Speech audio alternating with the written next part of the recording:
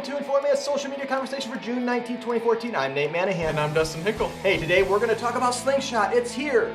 Is it good? I like it a lot, but we're also going to talk about a couple more apps. Snapchat, Slingshot's biggest competition, and the new LinkedIn app. All this, and of course we got to talk about the World Cup. This is the biggest event going on, 21 days, go USA. We're going to talk about an infographic of the week, and we have a question of the week. And at the very end, there'll be a little snippet of a little surprise for you where we give away something. Keep watching. Hey, welcome back. It is World Cup week. The USA won. USA won, so we're excited about that. And last week we asked you the question, if you were watching, how are the best brands using social media during the World Cup? Yep. And we're going to use an infographic of the week. So at the end of the week, that'll be about the World Cup. So make sure you watch that. Watch to the end. There's always surprises at the end. If you don't watch all the way to the end, you may be missing out and maybe missing a chance to win something. You don't know. Which is a hint. But the World Cup. First of all, have you watched any of the games? You know what? I haven't. I've followed lots of scores on my Google Now. Keeping up with all the games. But I have not gotten a chance to sit down and watch any games. I like soccer. I never find the time to watch soccer. Here's what I think: it's the ultimate second screen experience because soccer, because of how they play, it's 2 45-minute half plus stoppage time and the confusing, but it's just constant action. There's no commercials, so people are looking down, and as soon as a goal is scored or a penalty is happening, and there's that little breakage, but they don't break to a commercial like you would in another sporting event because they don't know when they're going to kick, and they have a minute or 30 seconds or there's an injury. Yeah. People are looking down at their screens. And what I've noticed is the major brands that are involved in soccer, and the McDonald's, the big FIFA sponsors, and then even some smaller things, which people are jumping in and saying, hey, this is exciting. And what I'm going to specifically be watching for, and we'll be recording this next Monday, Sunday's the next U.S. game. I want to see how U.S. brands are capitalizing on the World Cup. Because what I know is I haven't watched a ton of games, but I've watched a little bit of all of them, and I watched most of the U.S. men's nationals team's game. And I happened to be able to go to a Buffalo Wild Wings and watch it. And I was with a group of guys, and we were there. And what it was that camaraderie. Oh, yeah. I'm not a soccer fan. I played a little bit of soccer. I don't know these players. I can name, Tim Howard, the goalie. There are a few. Landon Donovan, who didn't make the team. I can name that. DeMarcus Beasley went to my high school. So that's a claim to fame. There you go. Yeah. Absolutely.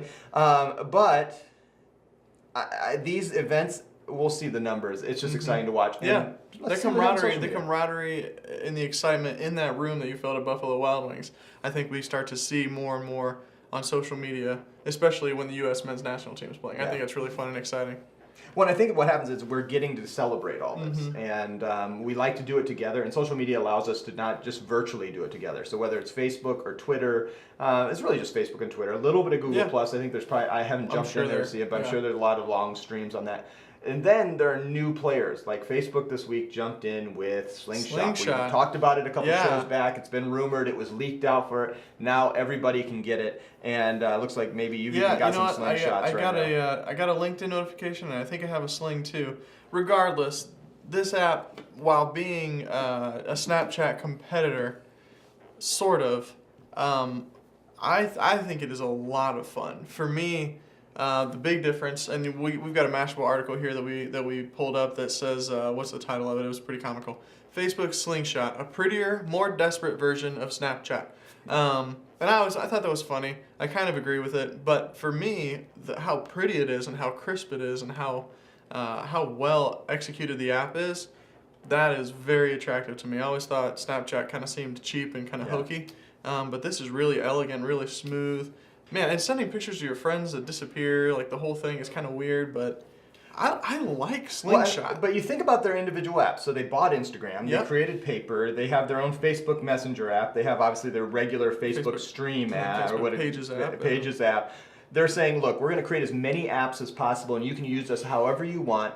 They're probably collecting data and all the things and spying on us. And, really these things aren't being faded away. They're just being sent to the NSA so we can be tracked on. Yeah, totally. But Facebook is saying, look, we're going to make sure every person in this world, no matter where they are, who they are, what they are doing, they can engage the way they want to. Yep. How does this affect a brand? What can Slingshot. What can Slingshot do for a brand? Yeah, Any totally. ideas? This is 2 days old. 2 days old. I've played with it some.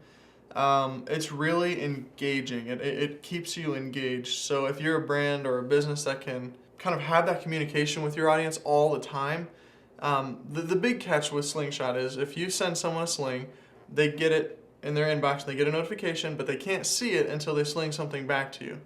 So it forces people to it almost forces people to continue to be engaging and passing information back and forth and pictures and stay updated on your life.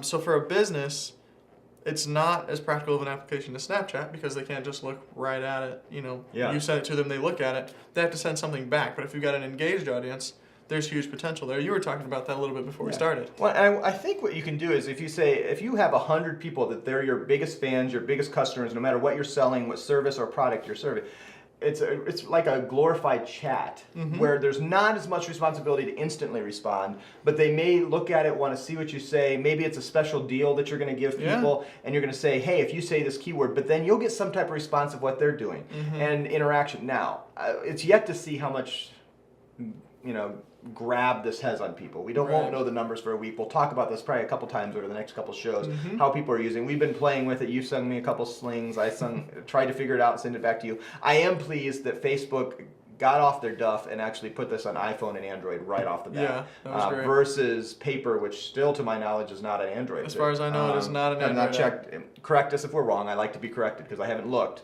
recently, but I'm pretty sure I would have noticed that headline of Paper. Yeah. And so I can't imagine why they would do things. This one, I was afraid they were going to go iOS only but they got out there, made sure it was all working. It seems to be it's fit and finish. Seems to be really strong. Now, Snapchat. What does this do to Snapchat? You know what? I don't know. I think what Facebook is more, where Facebook will win is people who don't use Snapchat yet. Yeah. I think they will start to gather more of those people. Snapchat people who have used Snapchat are loyal to Snapchat. There's a couple people here in the office who are they love Snapchat. Yeah. They have used it since it came out, and they have no interest in using Slingshot because they use Snapchat. They already have an app that serves that purpose.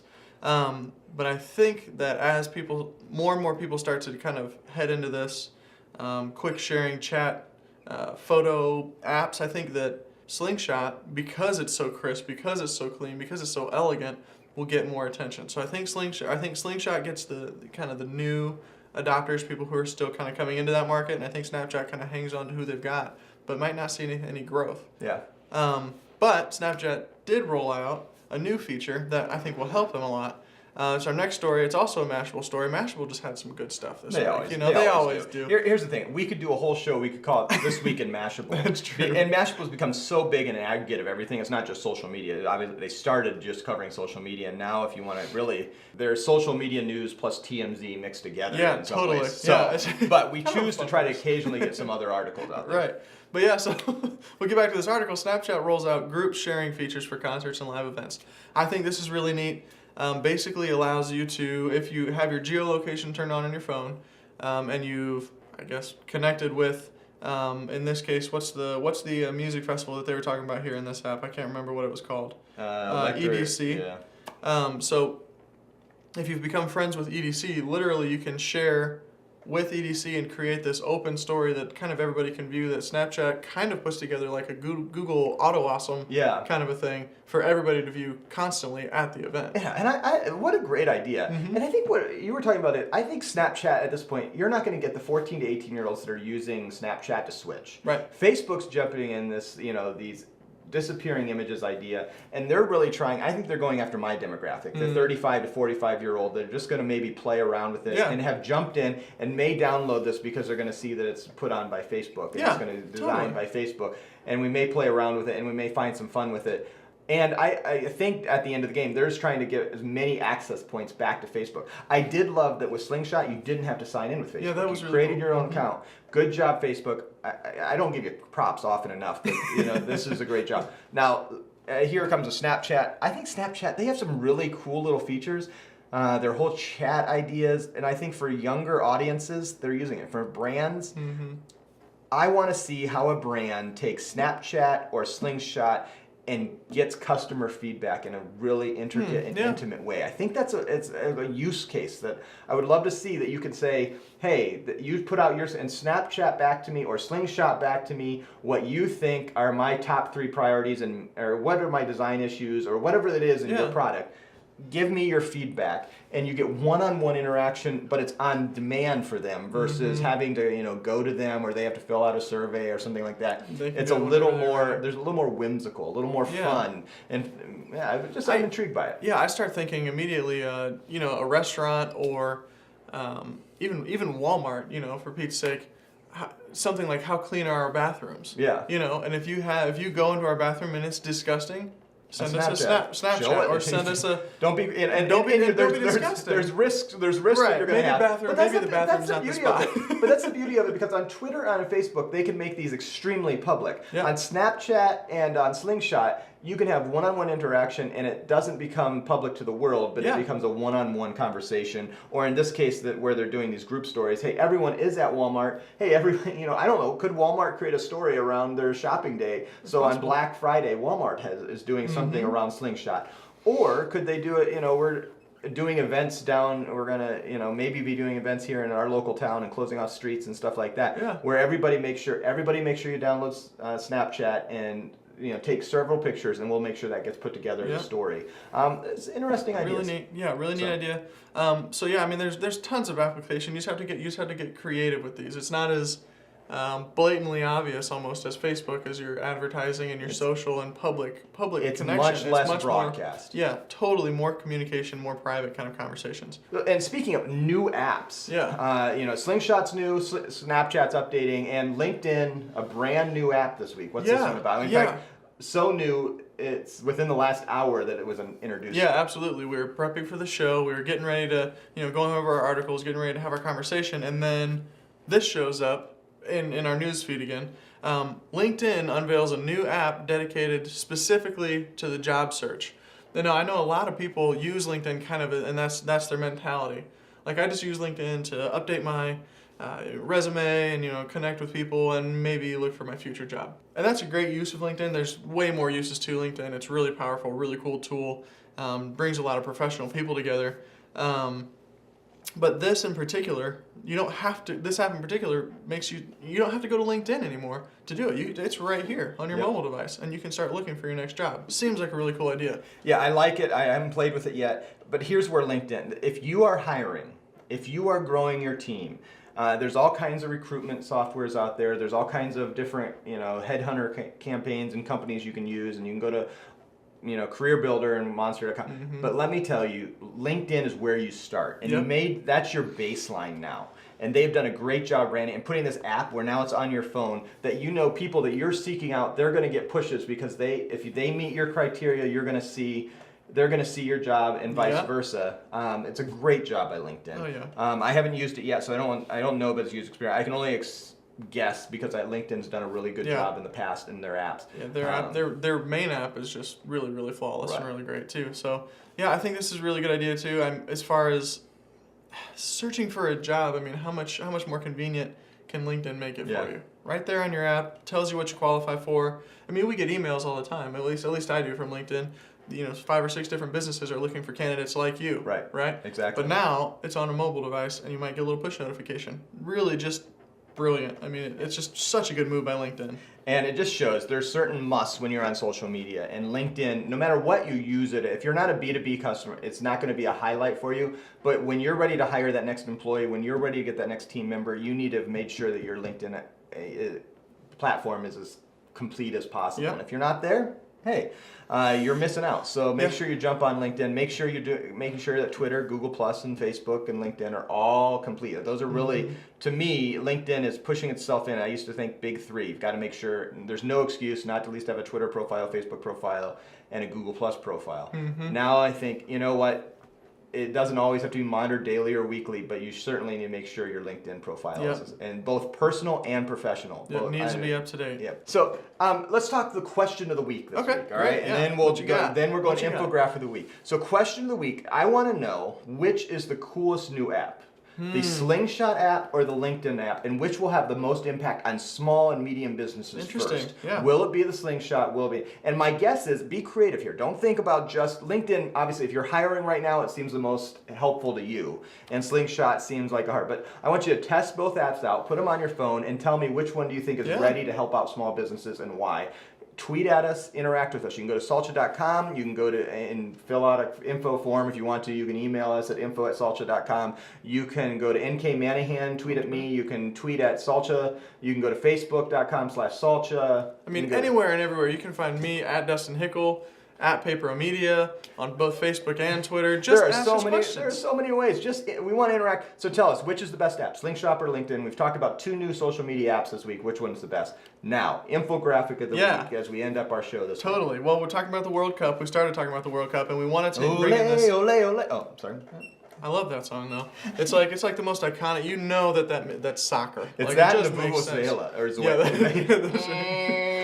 I can't stand that though. I can't. That's too much. For those who don't know, just look that up. Look up and South Africa's World Cup from 2 World Cups ago. Yes, so I recommend sparing your own ears. But if you're curious, look it up. This infographic, 2014 Marketing World Cup. It's like an analysis of social media in the 2014 FIFA World Cup so far. And I think we'll continue to see infographics like this kind of come out as we go. The stats and they're just staggering. 3.6 billion people are expected to watch worldwide. That's 50% of the world's population watching soccer. Yeah. For obviously in the U.S., it's becoming increasingly with ESPN and their coverage and everything that's going on and all the sports networks that are covering it. It's great. But worldwide, it is. Think about it. 1 out of every 2 people that you could interact with worldwide are going to watch the World Cup at some point in the next in the 21 days that are the World Cup. That's why there's $5.7 billion they're just spent just on sponsorships and commercials, much less all the money that's being really spent on running social media, the 1.7 from first and second tier partners and sponsors, and $4 billion spent on commercials. It's just, the numbers are staggering. Yeah. You ought to be jumping in. But then the social shootout, what we talk about, I like how they're grabbing this out. Talk about what is the impact on social media. Yeah, totally. Well, obviously, social media is about people. And people connecting with people. So the top 3 players generating buzz, which I don't think anybody's surprised here, Wayne Rooney, Lionel Messi, and Cristiano Ronaldo. Yeah, and I saw so many tweets. This is what's fascinating. And I saw some small businesses jumping into this conversation, or people and brands jumping into this conversation, because it came out that that a witch doctor from Ghana had put a curse, for lack of a better term, on Cristiano Ronaldo, not hurting him but not healing him of his wounds or whatever. And I saw that on Twitter, and it became a trending activity for a while. And that's the U.S. Nest match, and we'll know next Monday whether they're able to pull it off. Yeah. I think it was that story was just interesting. I just got to go on a rabbit trail real fast, because from what I've heard from people talking about it, it's like the doctors can't figure out what's wrong with him, like because like his knee was injured, but then it moved up to like his thigh, and then he got like cramping, and people are like, oh man, this witch doctor thing is real. And I just think it's funny. Yeah, well, I think and it is driven on social media, and it's kind of tongue-in-cheek. It's kind of funny. Totally. But I've seen a couple brands and people that represent brands jumping into the conversation and making some more sarcastic comments about it, but getting some retweets and interaction for their brand because they're jumping in on a conversation is popular and people are trending about it. Totally. But you also have to follow which teams have the most followers, and it's an international event. Oh yeah. And so Mexico, Colombia, and Brazil have more followers than the U.S., even though the U.S. has more usage as a whole of Twitter and different social media aspects. For sure, they're using. These countries have just huge followership. Yeah, totally. Facebook estimates that 500 million of the 1.28 billion users on Facebook are football fans, which is a large percent, and 62% of those fans are on Facebook every single day. Yeah, so they are engaging, and they're engaging about a topic. Yep. And that topic right now is the World Cup, and so I think we all... here at Papero Media and Salcha, we ran a blog about World Cup and talking about insights that we can find about World Cup. We're trying to capitalize on the conversation, realizing people are already talking about it, thinking about it, and how can we engage in that conversation and give value in that conversation. And that's a great way to use social media. Anything else that pops out of this? Well, just in 5 days, there have been almost 237,000 Instagram posts using the hashtags FIFA World Cup, Brazil 2014, FIFA World Cup, 2014, and World Cup. Yeah. I mean, that's just a huge number. People are engaging and are looking to share about this topic. So if you're not getting involved in the conversation, please do. I mean, by all means, find a way to be creative and get out there. Take a picture of a soccer ball next to your beer if you're a restaurant, if you want to. I don't know, and just talk about the World Cup. Talk about how.